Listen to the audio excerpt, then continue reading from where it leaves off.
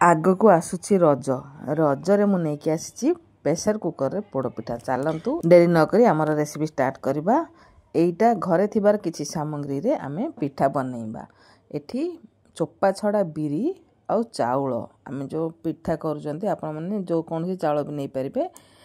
ଏଠି ମୁଁ ଗୋଟେ ମେଜରମେଣ୍ଟ ପାଇଁ ନେଇଛି ଛୋଟ ଗ୍ଲାସଟି। ଆହିଁରେ ମୁଁ ନେଇଛି ଗୋଟେ ଗ୍ଲାସ୍ ନେଇଛି ବିରି, ଚୋପା ଛଡ଼ା ବିରି, ଆଉ ଗୋଟେ ଗ୍ଲାସ୍ ନେଇଛି ଚାଉଳ। ମୁଁ ସମାନ ମେଜରମେଣ୍ଟ କରିକି ନେଇଛି, ଅଧା ବିରି ଅଧା ଚାଉଳ। ଏଠି ନେଇଛି ମୁଁ ଗ୍ରାଇଣ୍ଡିଙ୍ଗ ଜାର୍ ଗୋଟେ, ଆକୁ ମୁଁ ଏଇଟା 5-6 ଘଣ୍ଟା ବତୁରେଇ ଦେଇଛି। ପୁରା ଠିକ୍ ସେ ବତୁରି ଗଲାଣି। ଆକୁ ଆମେ ଚିକଣ କରିକି ବାଟି ଆଣିବା। ଆମର ବେଟରଟା ବହଳିଆ ରଖିବା। ଆଗରୁ ଯଦି ଆମେ ପାଣି ଦେଇକିରି ପାଣିଆ କରିଦେବା ନା, ଆମର ପିଠା ବନେଇବାରେ ହେବନି। ଆମେ ଆଗରୁ ହିଁ ବେଟର ବହଳିଆ କରିକି ବାଟି ଆଣିବା। ଦରକାର ପଡ଼ିଲେ ଆମେ ପାଣି ଦେବା। ଦେଖ ଏମିତି ହିଁ ବେଟର ରଖିବେ। ଏଇ ବିରି ଚାଉଳ ବେଟରଟା 4-5 ଘଣ୍ଟା ରେଷ୍ଟ ଦେବେ। ଏଇଟା ମୁଁ ସକାଳେ ବତୁରେଇଥିଲି, ଏଇଟା ମୁଁ ସନ୍ଧ୍ୟାବେଳେ ପିଠାଟା ବନାଉଛି। ଏପଟେ ଦେଖନ୍ତୁ ମୁଁ ଗୋଟେ ପାଚିଲା ବୋଇତାଳୁ ନେଇଛି, 300 ଗ୍ରାମର ବୋଇତାଳୁ। ଆପଣମାନେ ବୋଇତାଳୁ ନିଅନ୍ତୁ। ବୋଇତାଳୁଟା ଦେଲେ ପୋଡ଼ ପିଠାରେ ବଢ଼ିଆ ଟେଷ୍ଟ ଲାଗେ। ବୋଇତାଳୁରେ ଏ ଚୋପାଟା ଉପର ଟାଣ ଚୋପାଟାକୁ ଆପଣମାନେ ବାହାର କରିଦେବେ। ଦେଖନ୍ତୁ ମୁଁ କେମିତି ବାହାର କରୁଛି। ଏଇଟା ବାହାର କରିଦେଲେ ଭଲ ଲାଗିବ ପିଠା। 2 ସାଇଡ୍ ଯାକ ଟିକେ ସାଇଜ୍ କରିକି ଚୋପା ଯାକ, ତାର ଭିତର ପଟଟା ଟିକେ ସେ ଟିକେ ଲାଳୁଆ ରହୁଛି, ଭଲ ଲାଗିବନି, ବାହାର କରିଦେବେ। ଏଇଟା ମୁଁ ଅଧା ପାଚା ଅଧା ଟିକେ କଞ୍ଚା ଅଛି ବୋଇତାଳୁ। ଆପଣମାନେ ପୁରା ପାଚିଲା ବୋଇତାଳୁ ବି ନେଇପାରିବେ, ଆଉ ସେଇଟା ଆହୁରି ବହୁତ ଟେଷ୍ଟ ଲାଗିବ। ଦେଖନ୍ତୁ ଏଇଟା ବି ପାଚିଲା ବୋଇତାଳୁଟା। ଆମର ବିରି ଚାଉଳର ବେଟର ଦେଖନ୍ତୁ କେତେ ସୁନ୍ଦର ସ୍ପଞ୍ଜି ହେଇଯାଇଛି, ଫୁଲି ବି ଯାଇଛି। ଏଇଟା ପୋଡ଼ ପିଠା ବନେଇବା ପାଇଁ ପୁରା ରେଡ଼ି। ଟିକେ ଘାଣ୍ଟି ଦେବା।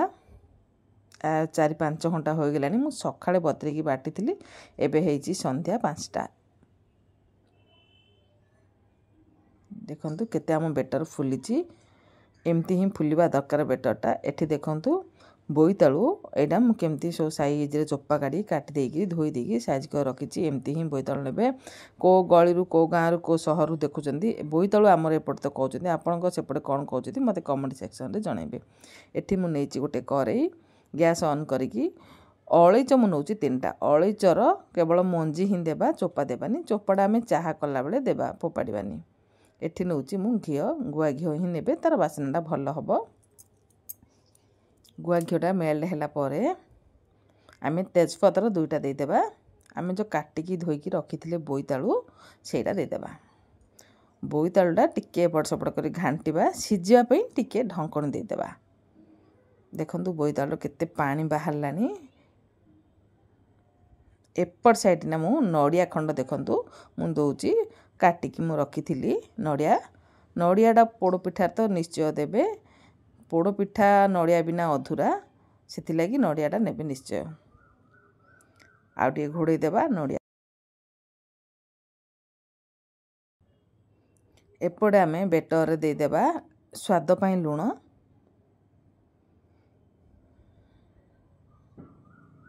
ଏଠି ମୁଁ ଦେଉଛି ବେକିଂ ପାଉଡ଼ର ଗୋଟେ ଛୋଟ ସ୍ପୁନ୍ଟି ଦେଉଛି, ଅଳ୍ପ ଛୋଟଟି ଗୋଟେ ଦେବେ।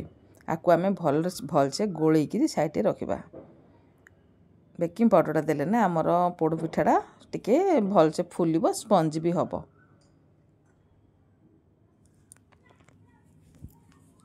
ଏପଟେ ଦେଖନ୍ତୁ ଆମର ବୋଇତାଳୁ ନଡ଼ିଆର ପାଣି ଶୁଖିଗଲାଣି। ଆକୁ ଆମେ ଟିକେ ଚକଟିଲା ଭଳିଆ କରିଦେବା। କ'ଣ କରିବା ନା, ଗୋଟେ ଗ୍ଲାସ୍ ମୁଁ ନେଇଛି, ଗ୍ଲାସ୍ର ପଛ ପଟରେ ଦେଖନ୍ତୁ ଟିକେ ଆମେ ଦବେଇକିରି ପ୍ରେସ୍ କରିଦେବା। ଯାହା ଯେଉଁ ଗୋଟା ଗୋଟା ବୋଇତାଳୁ ଯାହା ଅଛି ଟିକେ ଚକଟି ହେଇଯିବ। ଭଲ ବେଟର ଦେଲେ ଭଲ ତା'ର ଟେକ୍ସଚର ଆସିବ।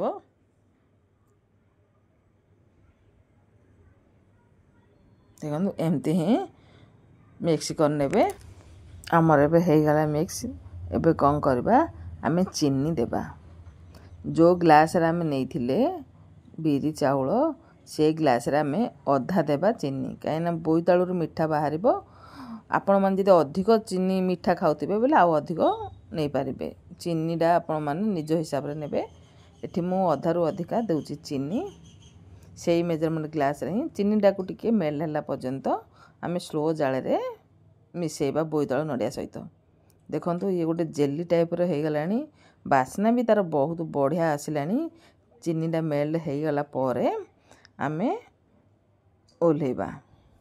ଏପଟେ ଦେଖନ୍ତୁ ଆମର ବେଟର ଟିକିଏ ଘାଣ୍ଟି ଦେବା। ଏପଟେ ଦେଖନ୍ତୁ ଗୋଟେ କଥା ଧ୍ୟାନ ଦିଅନ୍ତୁ, ଆମର ଯେଉଁ ନଡ଼ିଆ ଚିନି ବୋଇତାଳୁର ବେଟର ନା ଥଣ୍ଡା କରିବେନି, ସେ ଗରମ ଥିବ ଆକା ଦେବେ। ଆପଣମାନେ ଭାବୁଥିବେ ଗରମ ଥିଲେ ଦେଲେ ଖରାପ ହେଇଯିବ, ନାହିଁ ଗରମ ଥିଲେ ଦେଲେ ଖରାପ ହେବନି। ବରଂ ଆହୁରି ଆମର ପୋଡ଼ପିଠା ବହୁତ ସ୍ପଞ୍ଜି ହେବ, ଟେଷ୍ଟ ବି ଲାଗିବ। ସେଥିପାଇଁ ଗରମ ଥିବ ହିଁ ଆପଣମାନେ ଦେବେ।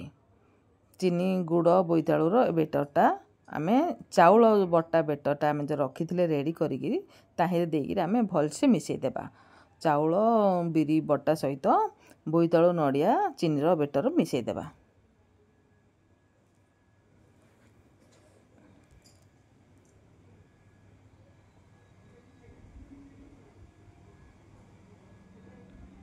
ଭଲସେ ଆକୁ ମିଶାଇ ଦେବା।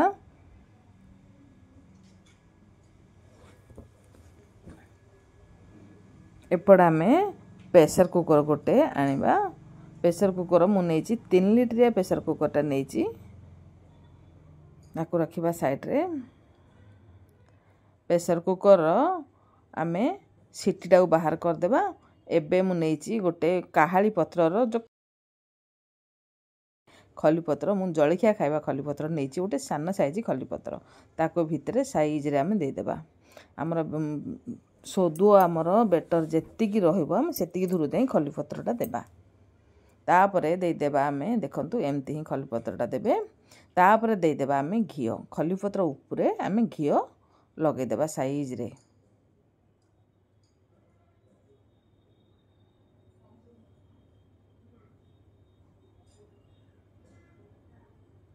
ଗୋଟେ ସ୍ପାଟୁଲା ଆଣିକିରି ସାଇଜରେ ଆମେ ଲଗାଇଦେବା ଘିଅ। ଘିଅଟା ଲଗାଇଲେ ନା ପିଠାଟା ଆମର ଜଲ୍ଦି ବାହାରେ ଆସିବ, ଆଉ ବାସ୍ନା ତାର ଟେଷ୍ଟ ବି ବଢ଼ିଆ ଆସିବ। ଆମେ ତ ନଡ଼ିଆ ବୋଇତାଳୁର କୁକ୍ କଲାବେଳେ ଦେଇଥିଲେ ଆମେ ଘିଅ, ଏଥିରେ ବି ଆଉ ଥରେ ଦେବା। ତାକୁ ସାଇଜରେ ଲଗାଇଦେବା। ପ୍ରେସର କୁକର ଉପରେ ଯେତିକି ଆମର ଜାଗା ଅଛି ପ୍ରେସର କୁକର ସେଇଗୁଡ଼ାକରେ ହେଲେ ଆମେ ଲଗାଇଦେବା।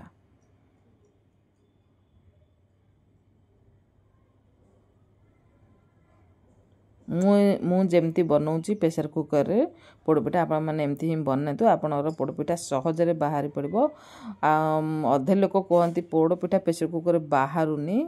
ଏମିତି ମୋ ପ୍ରୋସେସରେ ବନାନ୍ତୁ, ଜଲ୍ଦି ଆମର ପିଠା ସିଝିବ, ଭଲସେ ପିଠା ଆମର ପୋଡ଼ପିଠା ପ୍ରେସର କୁକରରୁ ବାହାରିଯିବ। ବେଟର ଆମେ ପ୍ରେସର କୁକରରେ ଘିଅ ଲଗାଇଲା ପରେ ଆମେ ଯେଉଁ ରଖିଥିଲେ କରିକି ଆହିଁରେ ସବୁ ଦେଇଦେବା ପ୍ରେସର କୁକରରେ। ଦେଖନ୍ତୁ ଏବେ ଆପଣମାନେ ମନ ପସନ୍ଦର ଡ୍ରାଏ ଫ୍ରୁଟ୍ ଯାହା ଆପଣଙ୍କର ଘରେ ଥିବ ଦେଇପାରିବେ। ମୁଁ ଏଠି ମେଲନ୍ ସିଡ୍ ଯାହା ଥିଲା, ଆଉ ମୁଁ ଥିଲା କିସମିସ୍ ଥିଲା, ମୁଁ ଟିକେ ସଜେଇ ଦେଉଛି ଅଳ୍ପ।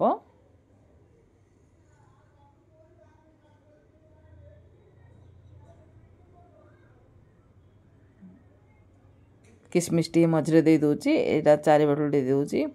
ଆଉ ଏଠି ଟୁଟି ଫୁଟି ମୁଁ ଟିକେ ରଖିଥିଲି ଦେଇଦେଉଛି। ଯାହା ଥିବ ଆପଣଙ୍କର ଘରେ ଡ୍ରାଏ ଫ୍ରୁଟ୍ ଦେଇପାରିବେ, କିଛି ନଦେଲେ ବି ହେବ, କିଛି ପ୍ରୋବ୍ଲେମ୍ ନାହିଁ।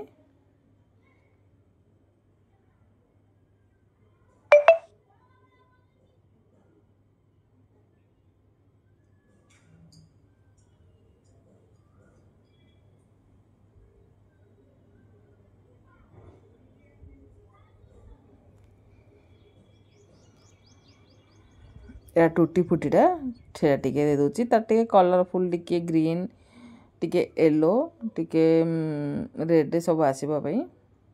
ପିଲାମାନେ ଟିକେ ଖୁସି ହେବେ ଦେଖିଲେ ଖାଇବା ପାଇଁ। ଆମର ତ ଛୋଟ ଛୁଆଟି ଅଛି, ସେଥିପାଇଁ ସେ ଟିକେ ଦେଖିଲେ ଖୁସି ହେବା ପାଇଁ ମୁଁ ଟିକେ ପ୍ଲେଟିଂ କରୁଛି, ସଜଉଛି।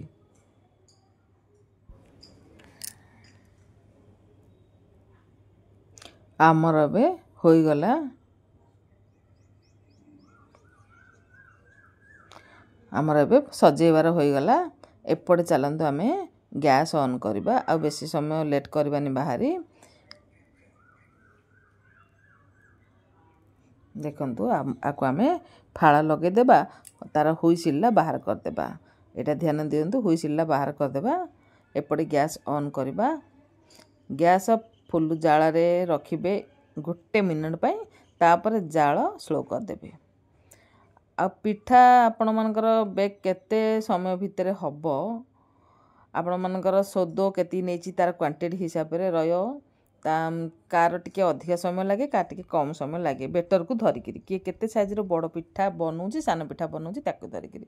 ଦେଖନ୍ତୁ ଆମର ଏବେ ହେଇଗଲାଣି 20-30 ମିନିଟ୍। ମୁଁ ଗୋଟେ ଷ୍ଟିକ୍ ନେଇକି ଦେଖୁଛି, ଚେକ୍ କରୁଛି ହେଇଛି ନା ନାହିଁ। ଏବେ ଆମର ହୋଇଗଲାଣି 20-30 ମିନିଟ୍ ଭିତରେ ଆମର ହୋଇଗଲାଣି। ଦେଖନ୍ତୁ କୁକ୍ ହେଇଗଲାଣି। ଆମର ଏବେ ବାହାର କରିଦେବା, ଥଣ୍ଡା ହେବାକୁ ଛାଡ଼ିଦେବା। ଏବେ ଥଣ୍ଡା ହୋଇଗଲାଣି। ଚାକୁରେ ଟିକେ ମୁଁ ସାଇଜ୍ରେ ଛଡ଼େଇଦେଲି। ଦେଖନ୍ତୁ ପୁରା ଓଲଟୋ ଆମର ବାହାରି ଆସିଛି। ଦେଖନ୍ତୁ ଏଇଟା ପତ୍ରଟା ହିଁ ପୋଡ଼ିଛି, ପିଠା ଆମର ବିଲକୁଲ ପୋଡ଼ିନି। ଦେଖନ୍ତୁ ପତ୍ର ଯାକ ଆମେ କାଢ଼ିଦେବା, ସେଥିଲାଗି ତ ଆମେ ପତ୍ରଟା ଦେଉଛନ୍ତି ତଳେ। ଦେଖନ୍ତୁ ପତ୍ର ଯାକ ଅଟୋମେଟିକ୍ ଦେଖ ବାହାରି ପଡ଼ୁଛି। ପିଠା ଆମର କିଛି ବି ପୋଡ଼ିନି।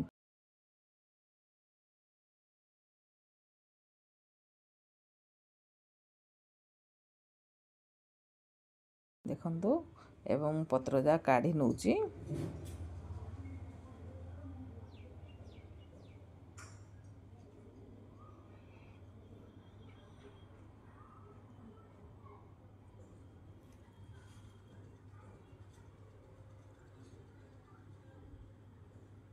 ଦେଖନ୍ତୁ ପତ୍ର ଯାକ ଆମର ସାଇଜ୍ରେ ବି ବାହାରି ପଡ଼ୁଛି। ଦେଖନ୍ତୁ ଆକୁ ଆମେ ଓଲଟେଇ ଦେବା। ଦେଖନ୍ତୁ କେତେ ସୁନ୍ଦର ଆମର ପିଠା ପୋଡ଼ିଛି, ବଢ଼ିଆ ବି ଫୁଲିଛି, ଆଉ ବାସ୍ନା ବି ବଢ଼ିଆ ହେଉଛି। ଚାଲନ୍ତୁ ଆମେ ଆକୁ କାଟିବା। ପୁରା ସ୍ପଞ୍ଜି ବି ଅଛି ପିଠା ଆମର। এই ପୋଡ଼ପିଠାଟା ଆପଣମାନଙ୍କୁ କେମିତି ଲାଗିଲା ନିଶ୍ଚୟ ବନାନ୍ତୁ ଘରେ। ରଜରେ ଏଇ ପୋଡ଼ପିଠା ବନାନ୍ତୁ, କେମିତି ଲାଗିଲା ଖାଇକି ମୋତେ କମେଣ୍ଟରେ ନିଶ୍ଚୟ ଜଣାନ୍ତୁ। ଏବେ ମୁଁ ଯାଉଛି ଘରର ସମସ୍ତଙ୍କୁ ଖଣ୍ଡେ ଖଣ୍ଡେ କାଟିକି ପିଠା ଦେବି।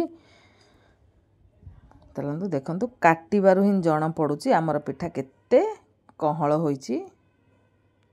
ଦେଖନ୍ତୁ